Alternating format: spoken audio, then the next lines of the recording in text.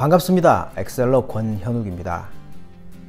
엑셀에 있는 여러가지 분석 도구들 중에서 차트는 뛰어난 시각적 분석 툴입니다. 그렇지만 누구나 만들 수 있고, 그래서 매우 평범한 차트는 고객의 시선을 끌 수 없습니다. 물론 여기서 고객이란 우리의 자료를 받아보는 사람을 의미하겠죠. 장사미사 같은 아주 평범한 차트에 간단한 터치를 해서 고객의 눈길을 끄는 두 가지 차트를 만들어 보겠습니다. 이번 강의도 놓치지 마시기 바랍니다.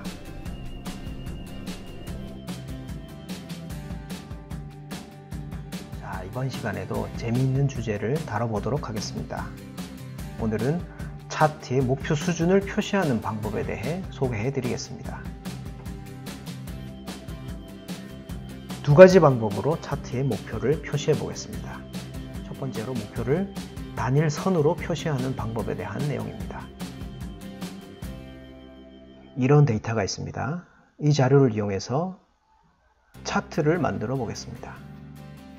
차트의 범위를 선택해도 되겠지만 데이터 내부의 셀을 하나 선택을 하고 삽입 탭에 차트 그룹에서 적당한 차트를 선택하면 되죠.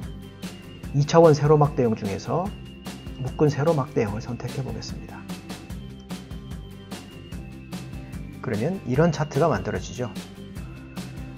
이 차트는 클릭을 할 수만 있으면 누구나 만들 수가 있고, 그래서 어디에서나 볼 수 있는 매우 평범한 차트입니다. 그런데 이 차트를 오른쪽에 있는 것과 같이 차트의 목표 수준을 표시를 해둔다면 사람들은 이게 뭐지? 이런 생각이 들어서라도 한 번쯤 더 눈길을 주게 됩니다. 이 빨간색 선은 어떻게 해서 삽입을 할 수 있었을까요? 설마 손으로 그리진 않았겠죠? C4셀을 선택을 하고 등호 표시를 합니다. 함수 중에서 라운드라는 함수가 있습니다. 이 함수는 숫자를 사용자가 지정한 자릿수에서 올림 처리를 해주는 함수입니다. 괄호를 열고 평균값을 구하기 위해서 에버리지 함수를 사용해 보겠습니다. 에버리지 괄호를 열어줍니다. 평균을 구할 영역인 B4에서 B10셀까지를 범위로 지정하고 절대 주소를 부여하기 위해서 F4키를 눌러줍니다. 그리고 괄호를 닫아서 에버리지 함수에 대한 인수는 입력이 끝났습니다. 콤마를 하고 라운드 함수의 두 번째 인수인 numDigit, 즉 반올림할 자릿수를 입력을 해줍니다. 마이너스 1로 해주게 되면 10의 자리를 기준으로 올림 처리를 해주게 됩니다. 괄호를 닫고 엔터키를 누르면 보이시죠?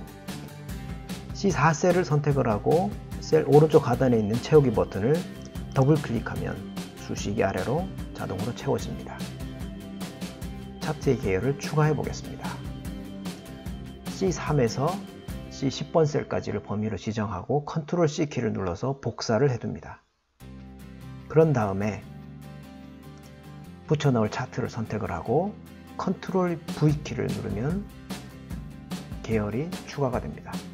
주황색 계열이 추가가 됐네요.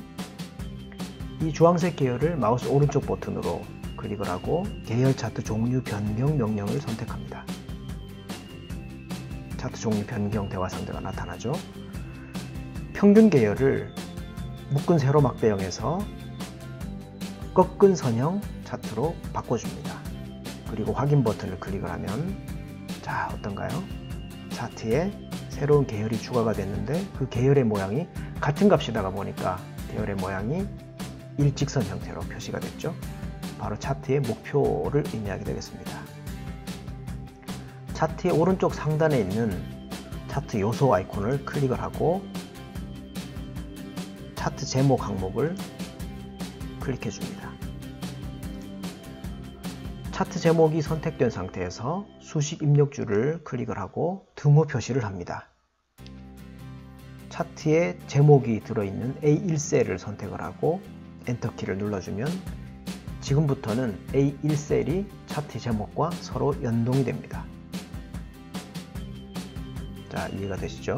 다음은 두 번째로 차트의 목표를 구간으로 표시하는 방법에 대해서 살펴보겠습니다. Shift 2를 보면 보시는 것과 같은 자료가 들어 있습니다. 떨어져 있는 영역을 이용해서 차트를 만들 수도 있습니다. A3에서 H3 셀까지를 범위로 지정을 합니다. 컨트롤 키를 누른 채로 A6에서 H6 셀까지를 지정하게 되면 떨어져 있는 영역이 범위로 지정이 되죠. 이 상태에서 삽입 탭의 차트 그룹에서 차트를 선택하면 이런 모양의 차트가 만들어집니다. 하지만 이 차트 또한 평범하기 그지없는 차트입니다. 이 차트를 오른쪽에 있는 것과 같이 차트의 목표 수준을 구간으로 표시를 해두게 되면 표의 내용을 좀 더 직관적으로 이용하는 데 도움이 됩니다. 오른쪽과 같은 형태의 차트로 바꿔보겠습니다.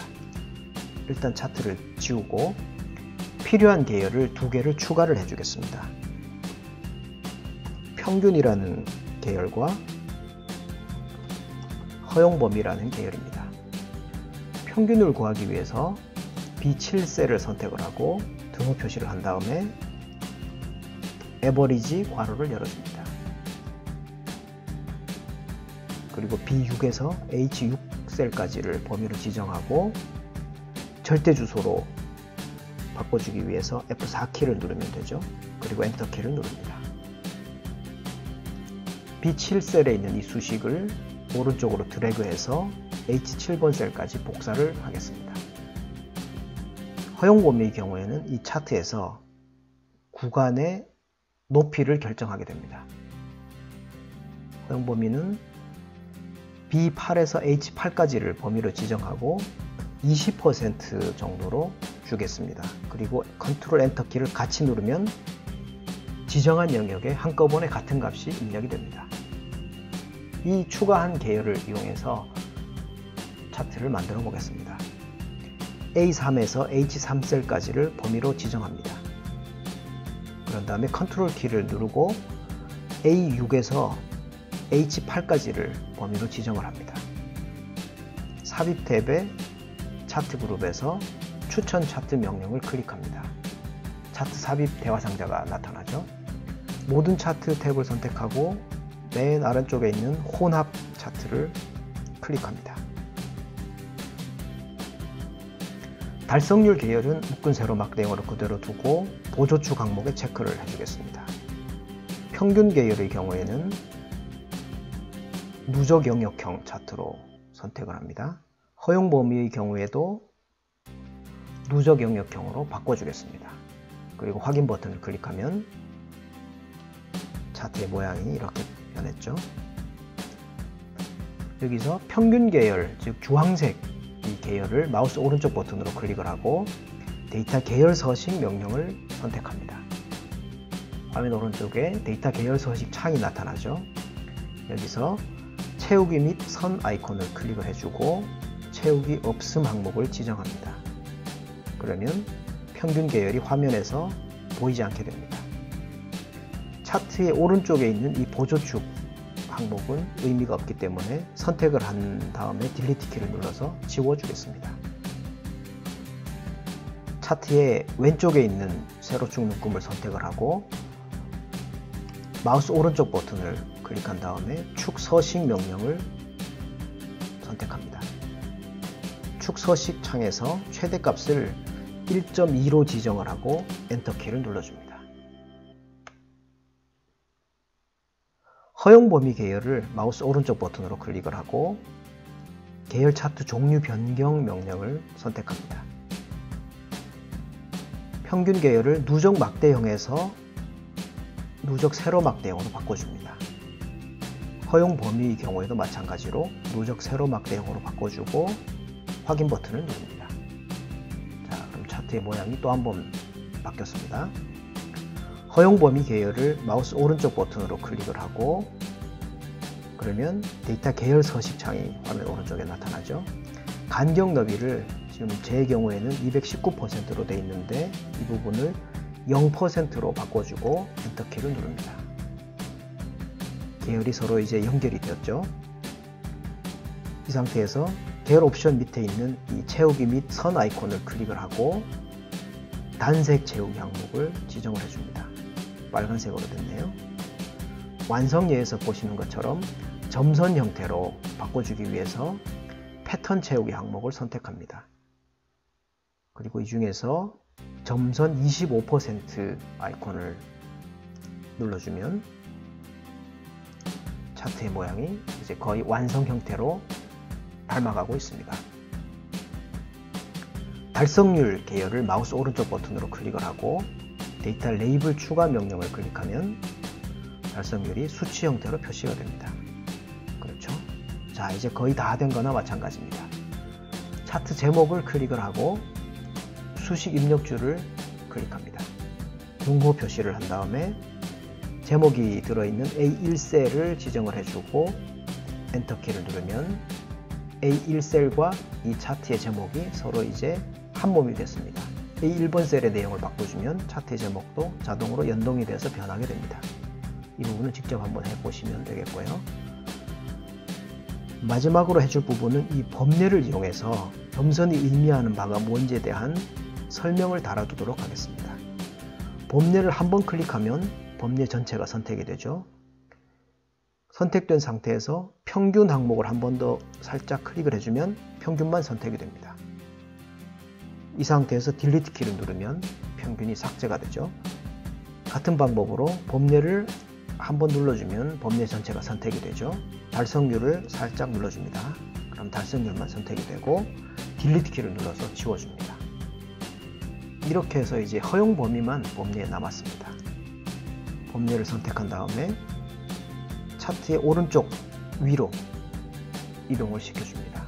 그러면 이 점선이 의미하는 바가 뭔지를 알 수 있게 되죠. 이해하시겠습니까? 시간에 배운 주요 내용에 대해서 정리를 해보겠습니다. 차트의 목표 수준을 표시하는 두 가지 방법에 대해서 살펴보았습니다. 첫 번째로는 목표를 단일 선으로 표시하는 방법에 대해서 알아보았습니다. 추가할 계열을 범위로 지정한 다음에 컨트롤 C 키를 눌러서 복사를 했습니다. 그런 다음 차트를 선택을 하고 컨트롤 V 키를 누르면 차트의 계열이 추가됐습니다. 기억나시죠?